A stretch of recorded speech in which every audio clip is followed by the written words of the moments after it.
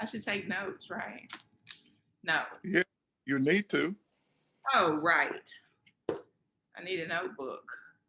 Um, You need two of them. hold on a second. Oh goodness, hold her horses. Are you ready?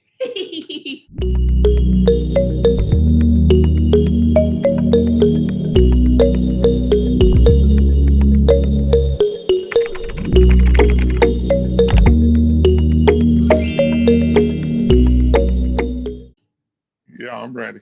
Hi, and welcome to Q&A with a Professional, a very Yes.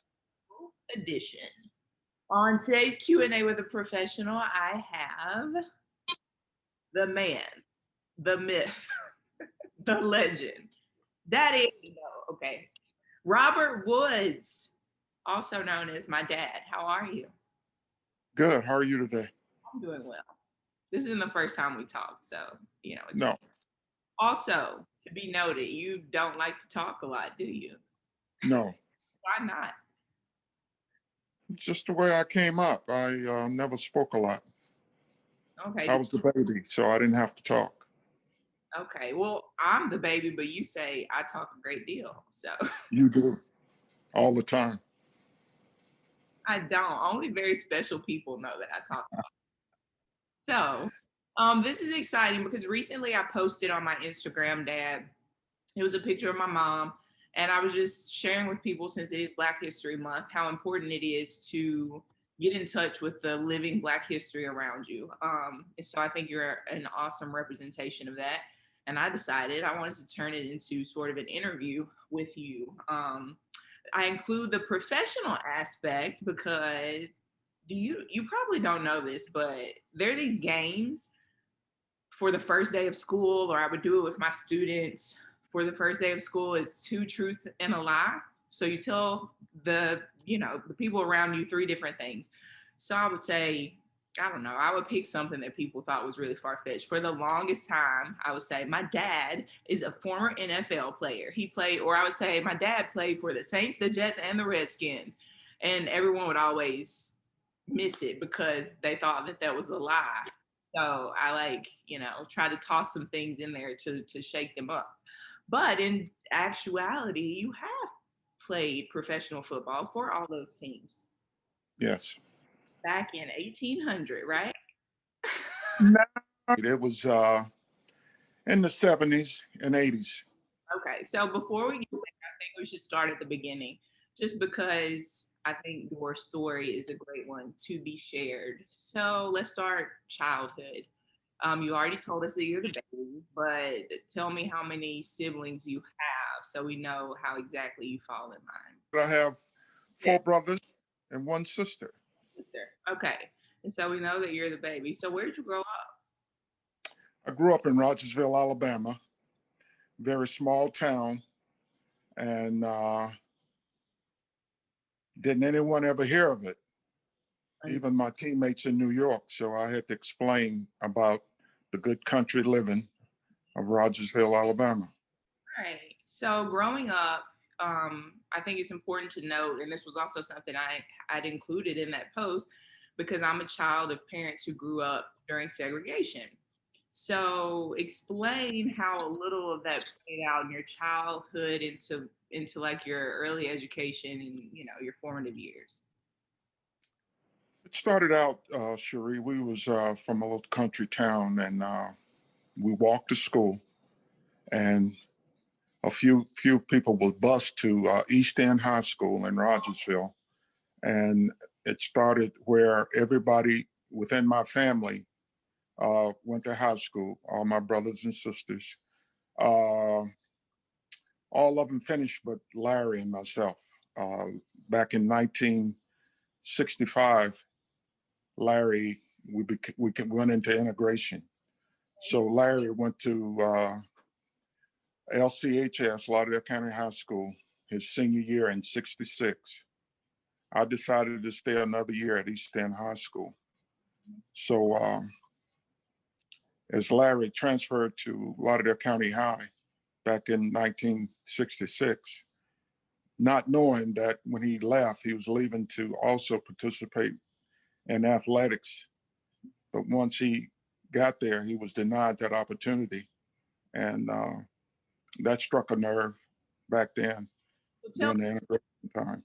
why though, like being denied the opportunity, what was the reason, that he was denied the opportunity coming into that? Even though back then the integration had came in '65, and saying it was better opportunities for us as black kids to attend a white school, and Larry felt it was a good opportunity for him to get into football, and of course we really didn't have that at East End High School, so Larry was looking at that opportunity as well for his senior year, so he might get that opportunity to play on the college level. And he jumped at it, not knowing that once he transferred, he would be ineligible, in which we wasn't made aware of that. And that kind of hurt. I don't know if that was intentionally, something that just we didn't know, Right. basically. And it was a learning tool. So I thought my second year in 1967, it would be different. It was the same thing. I was denied the opportunity. I was ineligible. So during that time, Larry stayed there and just practiced and with the football team. And everyone that went at that time in '66 was denied that opportunity to participate in athletics. So basically, you had to sit out a year. So I went in '67 and just had people, family members, and other people to go down to the Board of Education and sort of fight that rule a little bit and get into that thing. Here we are being asked to give up our homeschool because of what happened of that transfer and integration in '65. So basically, I missed my junior year of football. Then I had an opportunity to try to participate in basketball, and still it was a waiting period. And eventually, it came through, and I was able to participate in basketball my junior year. Do basketball your junior and senior year, or did Just my junior year, I was able to play basketball, no football. no football? So come around to my senior year, I was able to participate in basketball and football and all other sports. It was just so confusing, but it was tough back at that time. You felt out of place. You felt it might have been a better opportunity, and in the long run, especially we learned as for Larry not being able to play, but assistant coach, a white coach at that time, had a brother that lived in Nashville, and he mentioned to him that he had a kid 6'6", didn't get the opportunity to play because of he was ineligible because of the transfer rule. And that coach said, "Well, I met this head coach John Merritt at TSU, Tennessee State. So let me talk to him." So he talked to Coach Merritt and made Coach Merritt aware of Larry's situation. So in turn of that, he got back in touch with his brother, and his brother gave him the information, and he passed the information on to John Merritt. And it turned out to be a good thing. John Merritt came down to Rogersville, Alabama, and made his pitch for Larry. Where are you as this is happening? Like, how does this, you know, At, at this time when that was happening, I was still at East End High School. I hadn't made my transfer yet. When John Merritt came to Rogersville, I was walking home from school, in which here come this big long Cadillac passing me on my way home, and he happened to even stop and ask me, did I know Larry Woods and where he lived? And I said, yes, he lived in that white house on the corner. And when Larry got in from Lauderdale County, Coach Merritt was in the process of making this pitch to my parents about what he wanted and the type of program that he ran and the expectations that he had of all his players and everyone that he recruited. And he gave them something that they really enjoyed hearing, and it was the total package of how he believed in education and helping Larry to grow as a young man and help him to become an athlete and the opportunities that he might have. He wasn't promising a professional um, opportunity. He was promising education, an opportunity to make a good living with whatever profession he chose at that time. And by the time I got in the house, he Wait, told them, time out. You didn't say, "Hey, give me a ride," because that's my brother. You just went right there. well, You didn't. well, the greatest thing that happened, Cherie, is when I walked in the house and he said, "I just talked to you on the road." I said, "Yeah, Larry's my brother." And he said, "Mr. and Mrs. Woods, I want him too."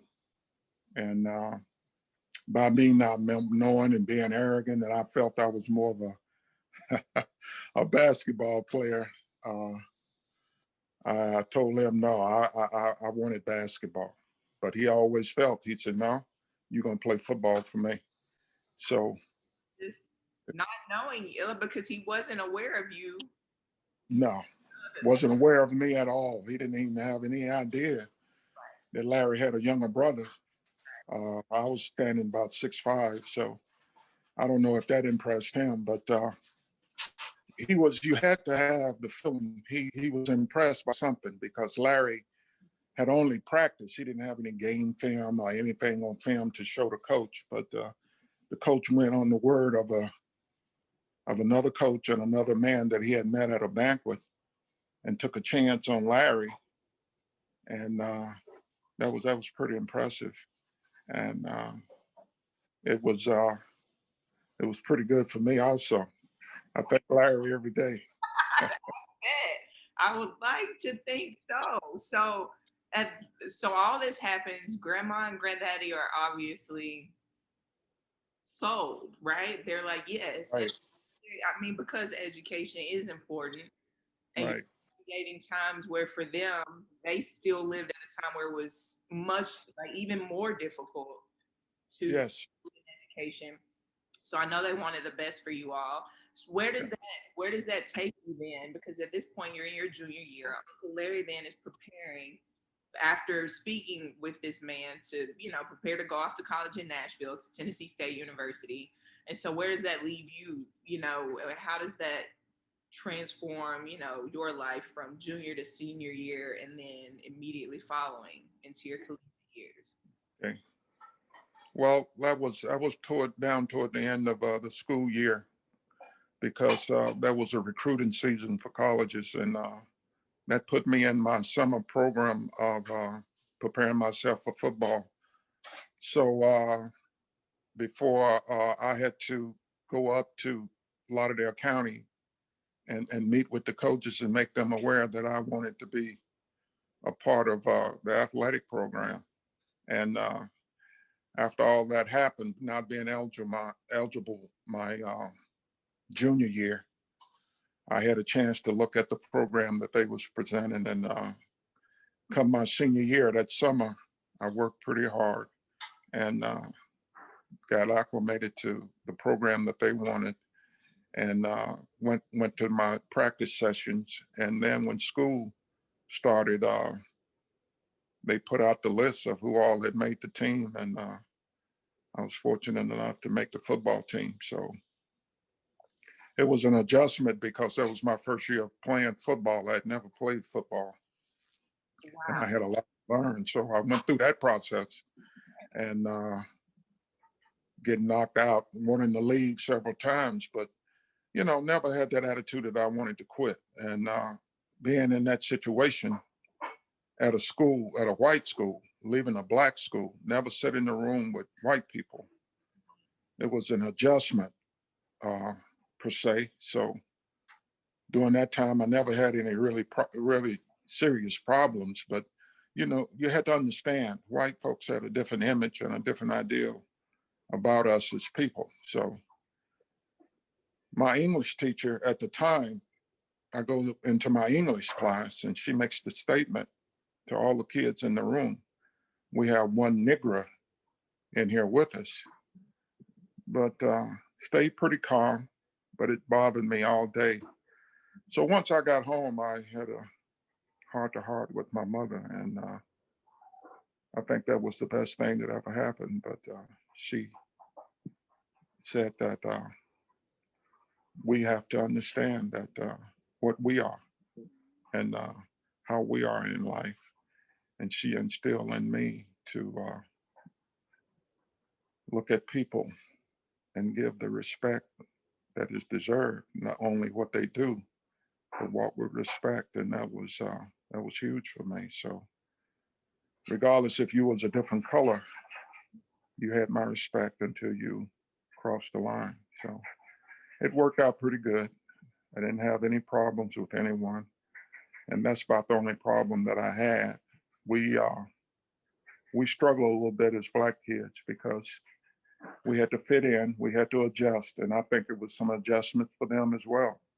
Yes. But we didn't have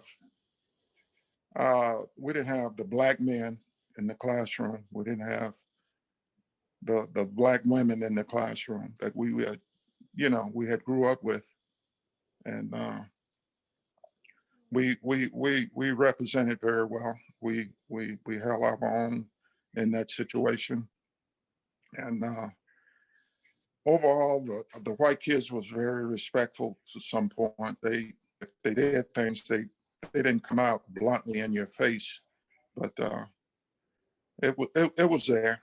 It was you could see the things that we was taught and the things that they was taught based on the respect of our race and their race. We saw a little different situation there, but we grew through that. We didn't have any what you call any rides or any outright just fight, fight, fight. Everybody on the corner and fight, and we didn't do that. The problem occurred on the basketball court where you was called nigger, you don't belong. That was hard to swallow. And Amazing. you look over at the official, you look at your coach, and they didn't ever correct it. So you had to learn to go through that and take that. And the fear of going to Russellville, down to Haywood County, different counties, and the struggle of being in that auditorium and you the only Blacks in there because our parents didn't travel with us.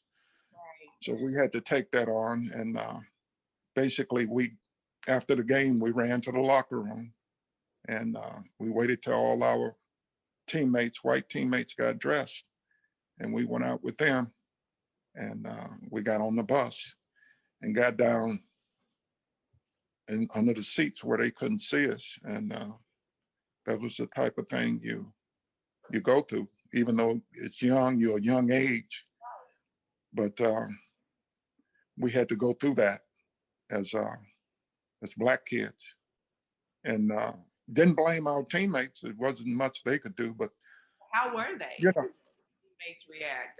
I mean, they reacted pretty good, but they never came and had a conversation with you. I'm right, sorry, and all this and that. We didn't have that conversation. We might have it now, but right. we didn't have it back then. And Come normally you would think the coach would step in and help you out a little bit, but that didn't happen. And you having conflicts on the basketball court. You're having conflicts with the officials. You're having conflicts with the fans, and so it was a learning experience, a tough experience, being young and Black at that time. Of course, because then it's almost like if you because there's nothing wrong with standing up for yourself in ways in which you know you need to, stand up for yourself. But had you tried to even approach that, it would have, I'm sure all hell would have broken loose. big time. And by you being that far away from home, you know where Russellville, Alabama is, from Rogersville, and not having any support, not even knowing if my white teammates was going to step up.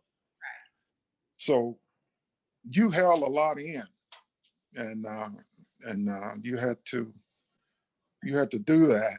And it's more like a survival skill, not only participating against your opponent, you had to participate against the spectators and everything else. And you just stayed quiet and got the game over and got up out of there. And Dad, like so often I think even, even myself growing up, I think as Black people, we're taught to survive. Like yes, given these survival skills as a precursor to just living your life, because this is how you have to navigate a society that is white, that is privileged, that is yeah, not built for you to genuinely live in as a counterpart, but you are at a disadvantage. And this is yeah, a example of, even again, hearing your life in comparison to what even grandma and granddad experienced. yeah, yeah, Still, it's such a struggle. I recall, Dad, can't remember if I told you about this, but running track. So I know we talk about all these things, but even before preparing to head to Coleman, and I'm in high school, 2003 to or I graduated in '03, right? right, We still had to have chats about get off the bus, go to your designated spot, sit down, yada yada, get on the bus, XYZ time, have a friend. To this day, like I recall those chats with our coaches, especially our Black coaches, but even our white coaches understanding like it's still, I mean, as we can see, present day United States of America, sometimes yeah, it's still tough. yeah, That's a lot. But when you said survival, that really struck a chord with me, because I often feel like that's exactly what what we're doing or having to do and trying to do. Um, and it's taking away the real living and the real giving, but preferably we're getting to a better place. yes. Wow. Great for that. Wow. So, well, and bad in football for you or Uncle Larry, what was playing football then, even in high school, or if you did, you like not throwing the football? Because I mean, we're going to get to it. I want to know everything, and for anyone watching, I'm also doing this for my personal sort of library, so to speak, because I also share with people. It's great to record. We have all this technology now. So it will be so great for me to have this video for your grandchildren to be able to watch this video and to have this information in a firsthand account from you. But I almost feel like we could just do part one with your childhood, but I want everyone to know how great this story turned out. So when you complete high school, where are you headed?